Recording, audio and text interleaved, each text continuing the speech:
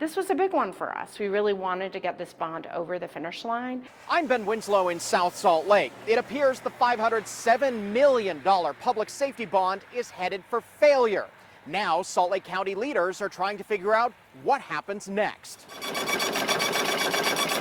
As the last of the 2024 election ballots are counted, I'm willing to concede that this didn't pass. Salt Lake County Mayor Jenny Wilson and members of the council don't see results changing for the $507 million public safety bond. The bond would have combined Salt Lake County's 2 jails into one, built a new justice and accountability center to reduce a revolving door of crime, substance abuse, and mental health problems across the valley. It was seen as a way to deal with jail overcrowding and help reduce problems tied to homelessness. Right now, we're at capacity.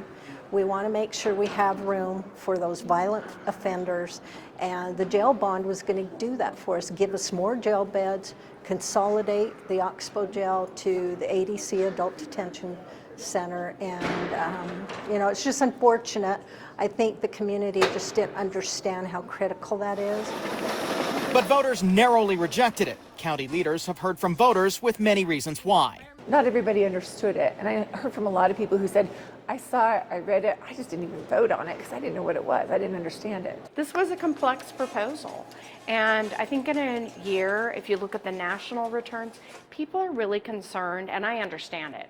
The cost of milk right now, the cost of eggs and housing and everything in between. So we were asking people to pay more, but I would say that in the end they will pay less by investment. Backers of the bond are now planning to regroup. Money is going to go into places that we didn't really want to put it. There's talk of shifting some funding around to cover some initiatives and reaching out to the governor and legislature for help.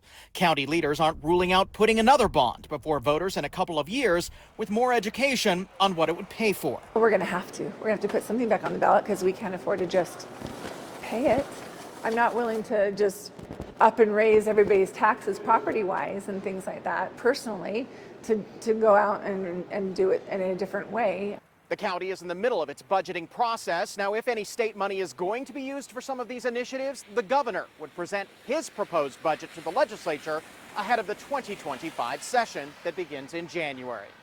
In South Salt Lake, Ben Winslow, Fox 13 News, Utah.